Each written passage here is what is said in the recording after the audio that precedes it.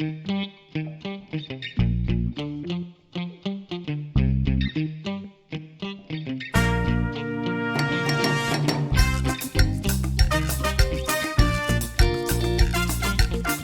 warahmatullahi wabarakatuh. Pemirsa yang berbahagia, berjumpa kembali dengan saya, Deddy Kurniawan, pada channel YouTube saya.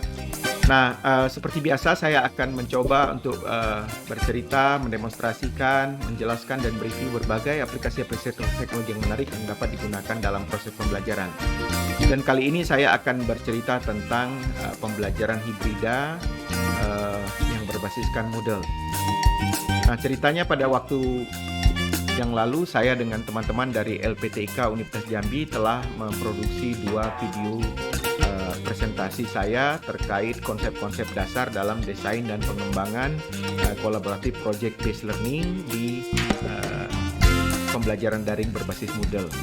Nah, pada saat ini collaborative project based learning adalah suatu isu yang sangat hot di dunia pendidikan tinggi. Tetapi kemudian pertanyaan adalah bagaimana cara kita mengimplementasikan model pembelajaran kolaboratif project based learning ini ke dalam pembelajaran hibrida atau pembelajaran daring. Nah, jika sebelumnya saya bicara tentang konsep dan prinsip-prinsip dasar, maka dalam video ini saya akan sedikit lebih praktis, tidak benar-benar mempraktekkan, tetapi saya akan menunjukkan satu model collaborative project based learning berbasis Moodle yang saya kembangkan sebagai contoh jika kita ingin mendesain sebuah pembelajaran berbasis project based learning. Nah, baik, kita tidak akan berpanjang lebar, saya akan langsung masuk ke dalam tutorial saya. Kita akan tunjukkan satu model kelas di sini. Nah, ini kelasnya telah saya siapkan dan saya akan tampilkan sedikit lebih supaya nyaman. Kita kecilkan dulu. Nah, pertama yang perlu disadari bahwa di dalam collaborative project based learning itu ada beberapa konsep yang harus kita pahami. Yang pertama pastinya collaborative project based learning ini biasanya terdiri atas multiple weeks atau dalam beberapa pertemuan. Jadi tidak dalam waktu yang singkat. Karena memang tujuan dari collaborative project based learning itu adalah untuk memberikan kesempatan kepada mahasiswa untuk bekerja, berinteraksi, berkolaborasi, sehingga mendapatkan pengalaman dari kegiatan pembelajarannya. Nah, oleh karena itu, salah satu desain yang paling penting dari sebuah collaborative project based learning adalah adanya multiple weeks. Nah, untuk mengakomodasi multiple weeks ini, saya menyiapkan modul pembelajaran yang terdiri atas beberapa unit atau beberapa modul. Nah, dalam contoh saya ini, saya membuatnya ke dalam 6 bagian atau 6 modul yang berarti harus diselesaikan dalam waktu kurang lebih 6 minggu.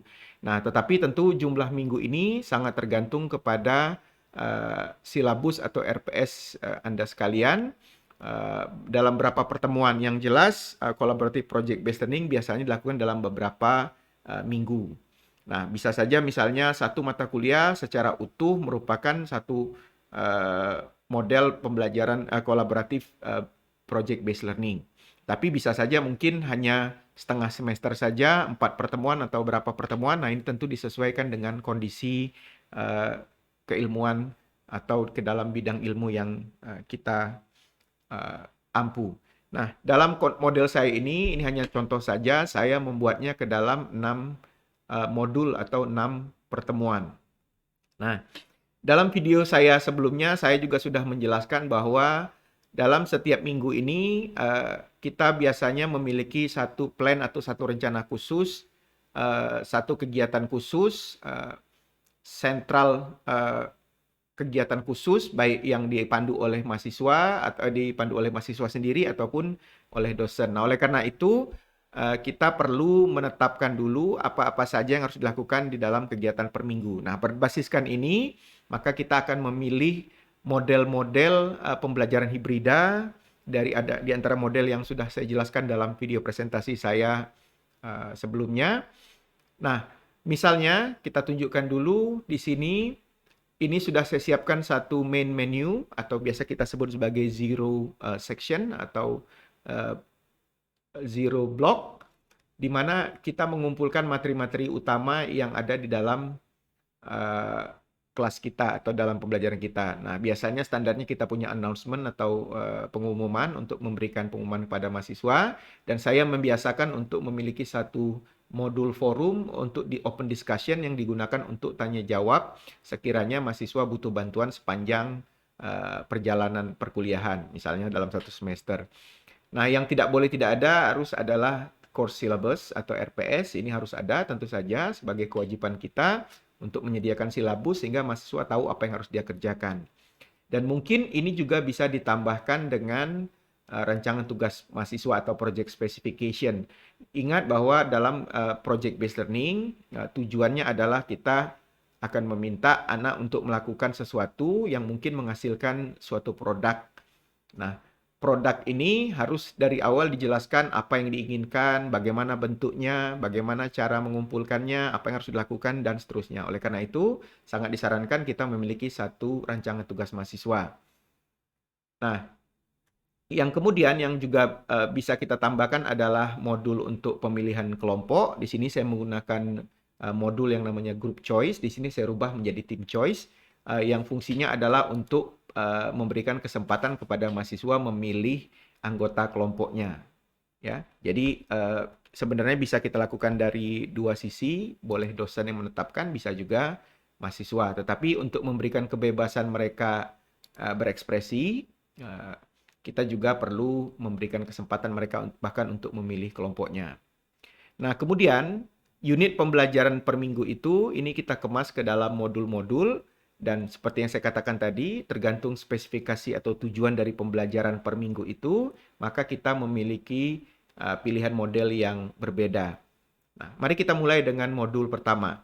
Modul pertama ini biasanya kita sebut sebagai anchor, di mana disinilah dosen akan menjelaskan tujuan dan ruang lingkup dari kegiatan pembelajaran, termasuk apa yang menjadi dasar dari kegiatan pembelajaran ini atau project yang harus dikerjakan, ya, yang biasanya kita sebut juga sebagai driving question. Jadi harus ada pertanyaan yang akan memicu mereka untuk melakukan project atau membuat project, ya, bisa berupa tantangan, bisa berupa sebuah instruksi dan lain sebagainya. Nah, ini kita sebut sebagai anchor.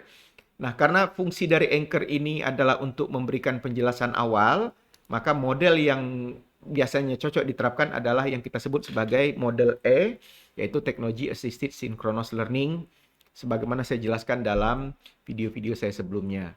Nah, dalam model ini, inti dari kegiatan perkuliahan itu ada pada pertemuan sinkron.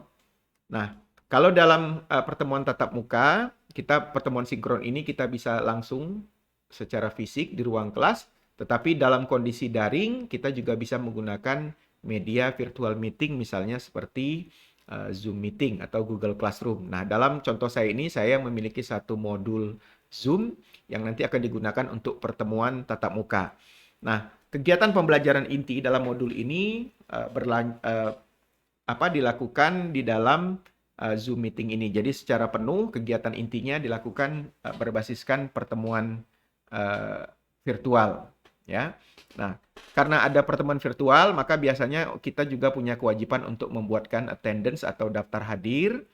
Nah, kita untungnya di Universitas Jambi, attendance ini sudah langsung terkait dengan Siakat, sehingga dengan mengisi attendance ini, mahasiswa akan bisa tercatat di Siakat sebagai hadir.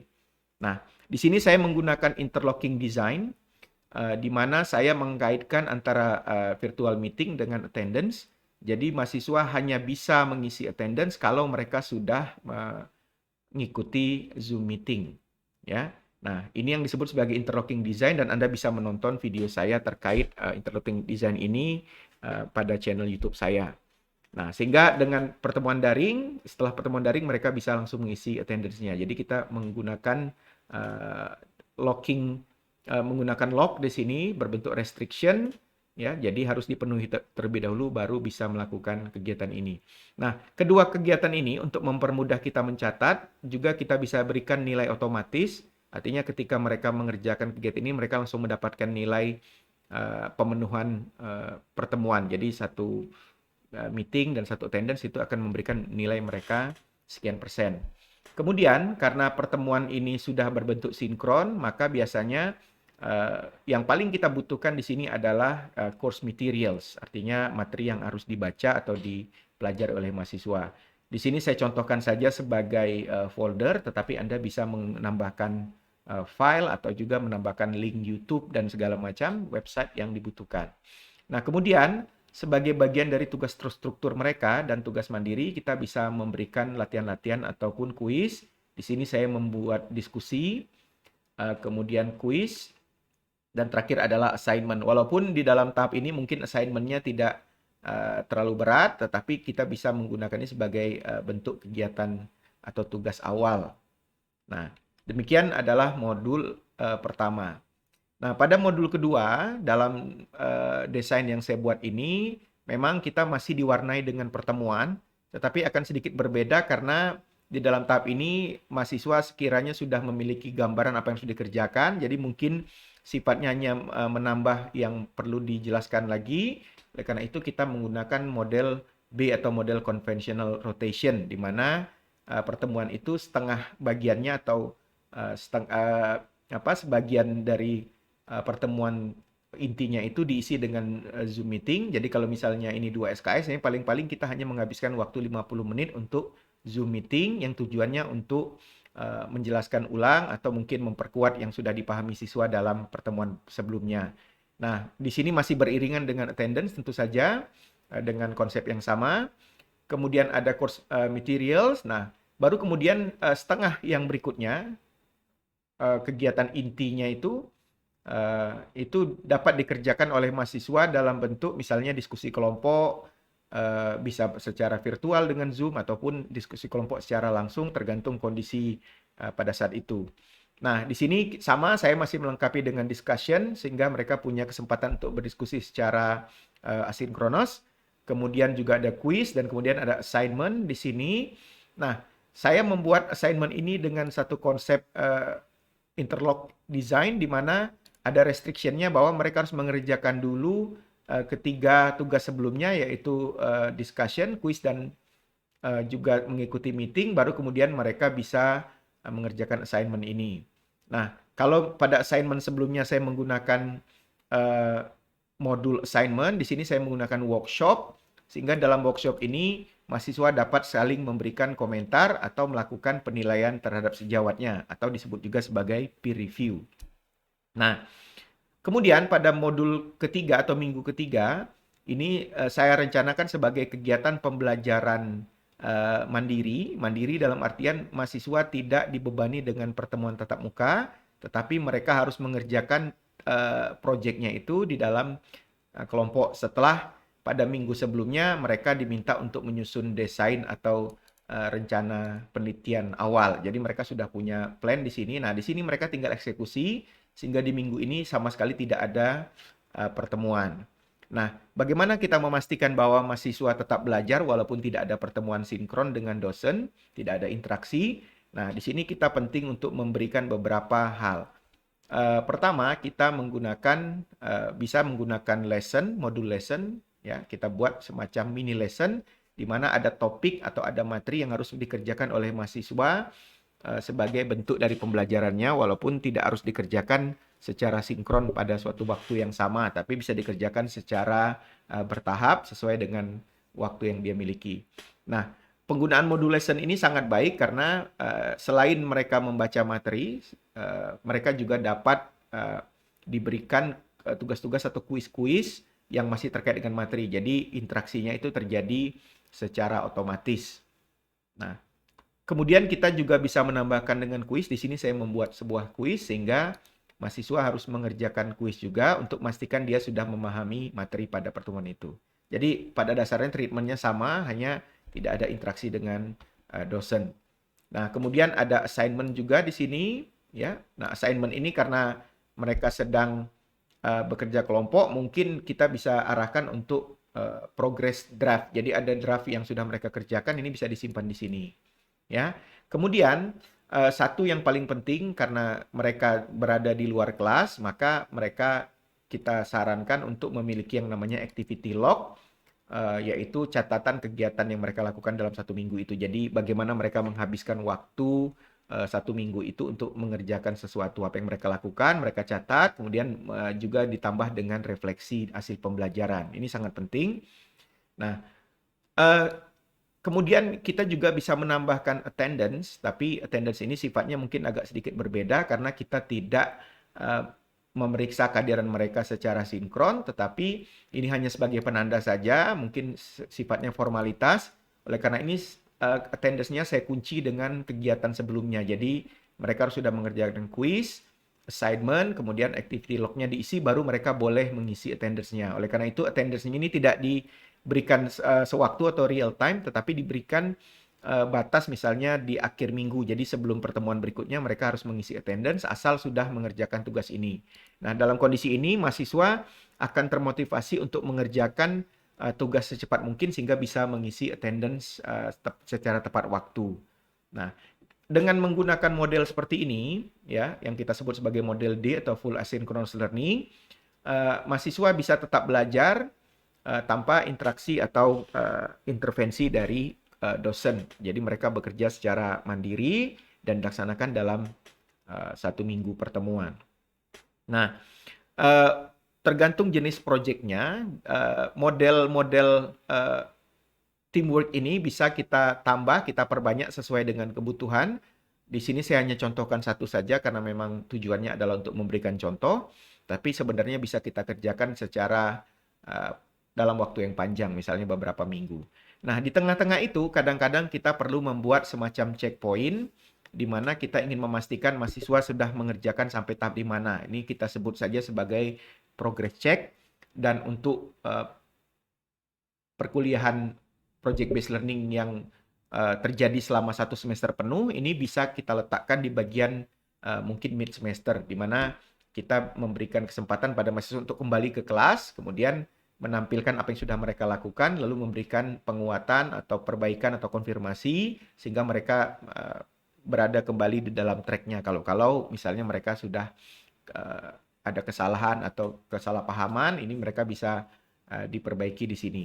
Nah, saya di sini menggunakan model C2, Flip Learning version 2, di mana bagian awalnya mereka hanya perlu mengerjakan pembelajaran ini secara asinkron, jadi ada material yang harus dibaca, mungkin juga kita bisa membuat mini lesson seperti yang saya tunjukkan di atas tadi. Kemudian ada assignment. Nah, di titik assignment ini saya menggunakan workshop karena saya berharap mereka mengumpulkan draft, ya, kita sebut saja sebagai progress draft, di tahap pertengahan ya. Jadi mereka sudah hampir final ini. Nah, sehingga dengan menggunakan workshop kita bisa memberikan kesempatan mereka untuk saling menilai tugas temannya, memberikan komentar, dan kita bisa memandu atau memantau perkembangan progres mereka. Nah, baru pada tahap sinkronnya, pada setengah pertemuan ini, kita melakukan pertemuan virtual atau pertemuan sinkron menggunakan Zoom. Nah, apa tujuannya? Tujuan untuk memeriksa tugas mahasiswa, mereka mungkin boleh presentasi, boleh kita juga memberikan penguatan, memberikan konfirmasi, dan lain-lain. Nah, kemudian tentu saja karena ada meeting, kita adakan attendance. Nah, ini konsepnya adalah progress. Nah, kita bisa tergantung dengan durasi project based learning-nya, kita bisa membuat ini dalam multiple times, jadi beberapa kali checkpoint, tergantung dengan kebutuhan. Nah, sekurang-kurangnya checkpoint ini dilakukan 1 kali di tengah project. Nah, mungkin pada tahap berikutnya saya bisa juga melanjutkannya dengan menggunakan model D lagi, di mana mereka kembali bekerja dalam kelompoknya, sehingga mereka bisa mengerjakan projectnya secara mandiri tanpa interaksi dengan dosen. Sekali lagi tidak ada interaksi dengan dosen di sini. Maka isinya sama saja, kita mungkin bisa buatkan mini lesson dengan topik tertentu, dan ini topik ini tidak harus sudah direncanakan, tetapi bisa saja misalnya berdasarkan feedback yang diberikan pada pertemuan sebelumnya, ternyata mahasiswa mengalami satu kendala. Misalnya contohnya mereka harus membuat video pembelajaran, tetapi ada yang mengalami kesulitan dalam misalnya mengedit audio. Nah, di sini kita buatkan mini lesson untuk menutupi kekurangan mereka tadi. Jadi ini tidak harus muncul dari awal, tapi bisa berupa dukungan atau scaffolding bagi mahasiswa yang mengalami kesulitan dalam bagian tertentu. Nah, sama kita juga punya kuis di sini, tapi saya agak membedakannya, saya menggunakan H5P, yaitu satu modul yang relatif baru dimasukkan di Moodle, baru beberapa versi sebelum ini, mungkin sekitar versi 3.8 atau 3.9. H5P adalah sebuah authoring tools yang dapat digunakan untuk membuat kuis atau presentasi ataupun kemudian video interaktif dan lain-lain. Nah, saya tidak akan menjelaskan lebih panjang di sini, tapi nanti akan ada video tersendiri di mana saya membahas tentang modul H5P atau H5P. Nah, di sini kita juga bisa memberikan mereka kembali assignment. Lagi-lagi assignment ini sifatnya juga mungkin tidak terlalu esensial, tetapi hanya sebagai penanda bahwa mereka sudah mengerjakan suatu minggu itu. Nah, lagi-lagi saya menggunakan activity log yang tujuannya untuk merekam kegiatan mereka selama satu minggu. Jadi mereka buat catatan dan refleksi terkait apa yang harus dikerjakan atau apa yang sudah dikerjakan pada minggu itu. Ya, dan lagi-lagi ada attendance yang sifatnya mungkin opsional, tapi mungkin juga dibutuhkan untuk administratif. Tapi pada dasarnya mahasiswa yang sudah mengerjakan kegiatan ini secara bertahap itu tidak kita tidak ragukan lagi kehadirannya secara intelektual. Nah, pada modul terakhir ini atau modul yang keenam, ini adalah modul Presentation and Publication. Kalau project based learning-nya merentang selama satu semester, maka ini mungkin adalah minggu-minggu terakhir di mana mereka selesai menghasilkan produk, lalu mereka mempresentasikan hasilnya. Jadi kita anggap ini sebagai seminar hasil, kemudian juga mungkin termasuk dalam publication. Nah, ini akan sedikit berbeda karena kita tidak ada lagi materi, maka yang dilakukan di sini hanyalah berbentuk pengumpulan tugas, ya, dan kemudian ada meeting atau ada pertemuan untuk presentasinya. Nah, kadang-kadang kalau kelompok yang ada dalam sebuah kelas itu cukup banyak, mungkin kita bisa membuat pertemuan ini menjadi beberapa kali pertemuan di mana mahasiswa memang sudah tinggal mempresentasikan hasilnya. Nah, di sini saya membuat modul yang berisi tugas-tugas atau pengumpulan tugas yang harus mereka kerjakan. Yang paling pertama di sini adalah yang kita sebut sebagai individual reflection, yaitu semacam essay refleksi yang harus mereka tulis terkait proses pembelajaran. Nah, ini saya garis bawahi sebagai bagian yang sangat penting dalam project based learning, karena salah satu konsep dari project based learning adalah bahwa pembelajaran atau pengetahuan, kompetensi, keterampilan, dan lain-lain itu tidak didapatkan secara langsung melalui presentasi atau ceramah dosen, tetapi dari hasil belajar. Nah, dengan melakukan refleksi ini, mahasiswa diharapkan dapat mengkaitkan apa yang sudah mereka lakukan dengan ketercapaian CPMK atau capaian pembelajaran mata kuliah. Jadi, dengan adanya reflection ini, kita memastikan apakah mereka sudah belajar. Jadi, mereka refleksi sendiri, oh saya dalam belajar mengerjakan proyek ini, melakukan ini. Di sini saya mengalami kendala, saya belajar sesuatu hal yang baru. Jadi, kita bisa meminta mereka membuat reflection, ya bisa berbentuk best practice dan lain-lain yang sifatnya adalah untuk merangkum apa yang sudah mereka kerjakan. Sehingga dengan ini kita bisa menjembatani antara tujuan pembelajaran dengan hasil pembelajaran. Jadi tidak kita pisahkan. Kemudian kita juga bisa meminta mereka untuk mengumpulkan presentasi mereka, misalnya berbentuk slide presentasi. Dan kemudian juga kita bisa melakukan peer review sehingga presentasi itu nanti dinilai oleh teman sejawatnya hasil yang mereka tampilkan itu. Ya, jadi bisa macam-macam bentuknya. Nah, yang paling penting juga adalah yang kita sebut sebagai final product, yaitu kalau ada produk yang dihasilkan ini harus dikumpulkan di sini dalam bentuk finalnya. Ya, bisa saja berbentuk report, kalau berbentuk video yang dikumpulkan, kalau berbentuk rekomendasi yang dikumpulkan, paper dan lain-lain. Ingat bahwa salah satu ciri dari project based learning adalah adanya produk atau yang kita sebut sebagai artifact. Dan produk ini, kata produk tidak harus selalu berbentuk konkret, tapi juga bisa berbentuk yang abstrak, misalnya berbentuk essay, berbentuk rekomendasi, dan lain-lain. Nah, dengan ciri ini, maka sebenarnya yang saya ceritakan tentang project based learning ini sebenarnya juga bisa diterapkan dalam bentuk yang lain, misalnya sebagai case method. Ya, nah kemudian tentu saja di sini ada meeting di mana anak-anak akan mempresentasikan hasil kerjanya, lalu kemudian dinilai dari grup presentation sini, kemudian mereka mengerjakan atau mengisi attendance. Nah, dengan demikian maka dari ke-6 modul ini mereka sudah melakukan satu tahapan penuh atau satu siklus penuh dari project based learning.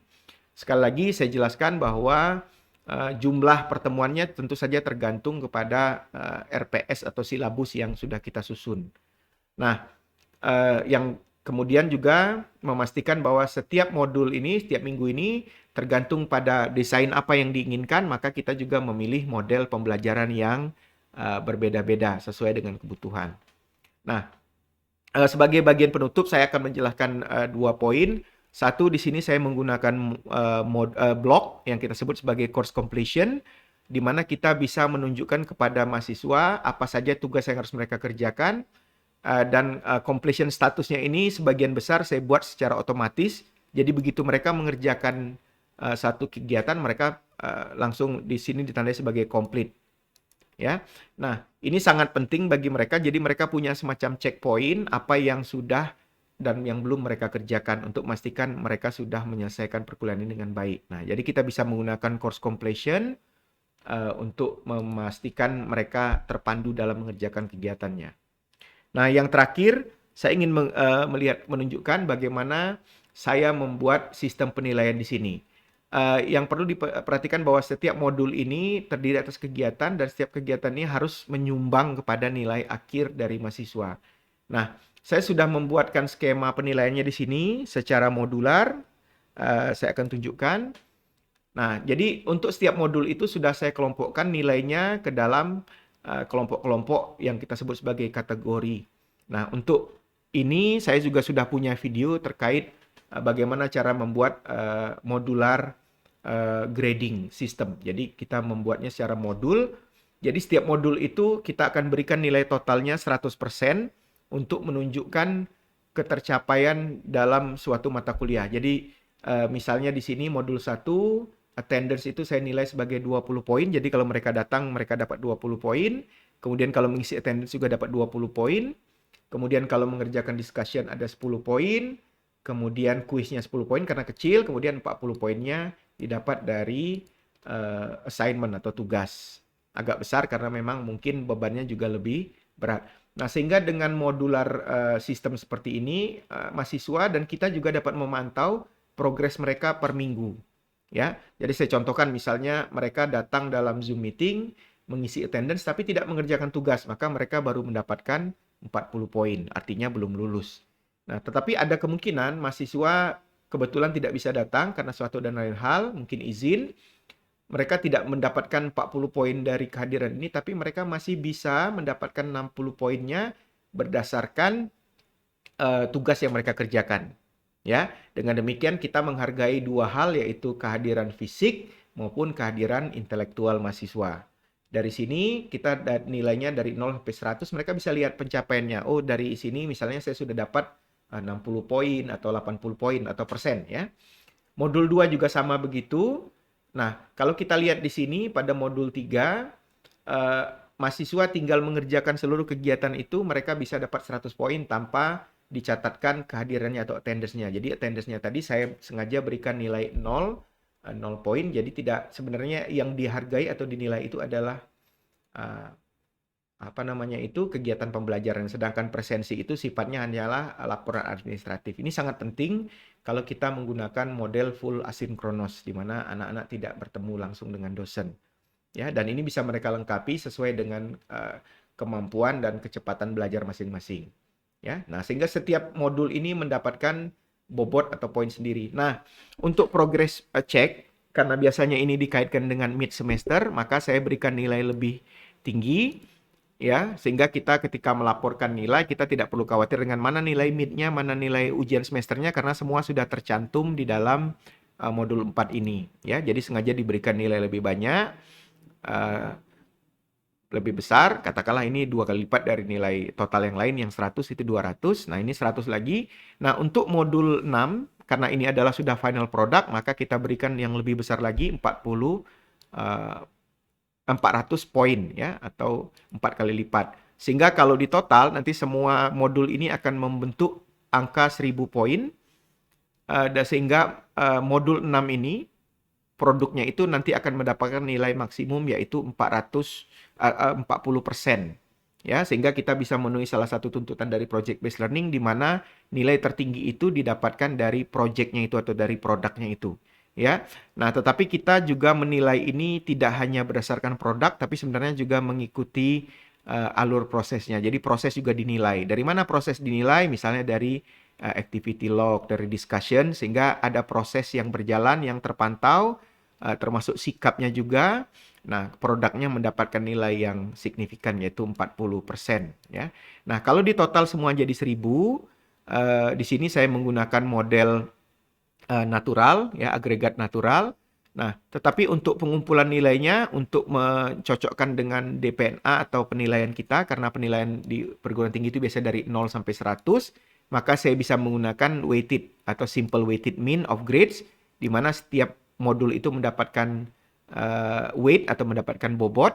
Nah, totalnya adalah 100. Jadi nilai akhir yang didapat mahasiswa tetap adalah 100 poin, ya. Dan nilai ini nanti akan secara otomatis berubah sesuai dengan range yang ditetapkan. Jadi kalau misalnya mereka sudah dapatkan 80, nah ini nilainya berubah menjadi A atau A+, ya.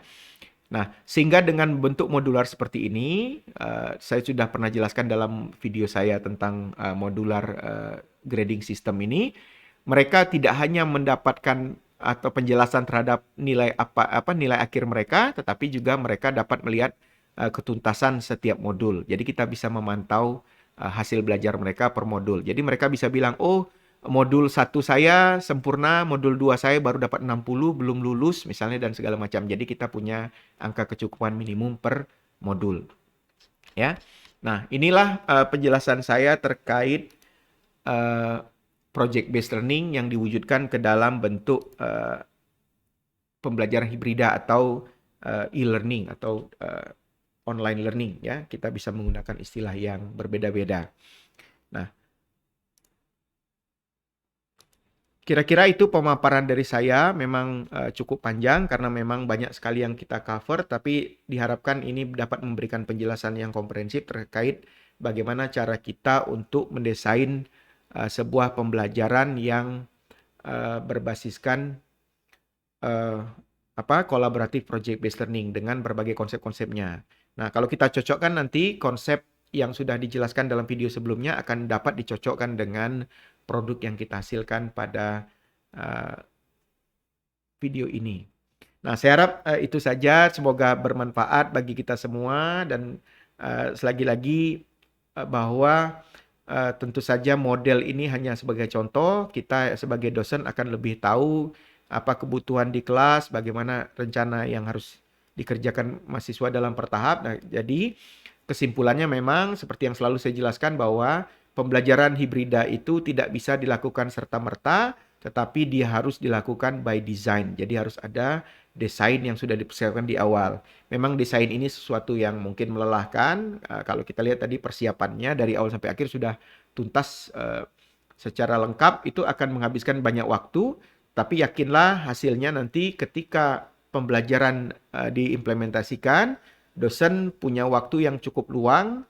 Mereka sudah tinggal mengeksekusi rencana dan punya waktu untuk lebih banyak untuk memperhatikan kegiatan mahasiswa, memberikan penguatan, memberikan scaffolding, dan yang pastinya adalah memanusiakan manusia. Saya pikir dari saya itu saja. Terima kasih sudah menonton video ini sampai akhir.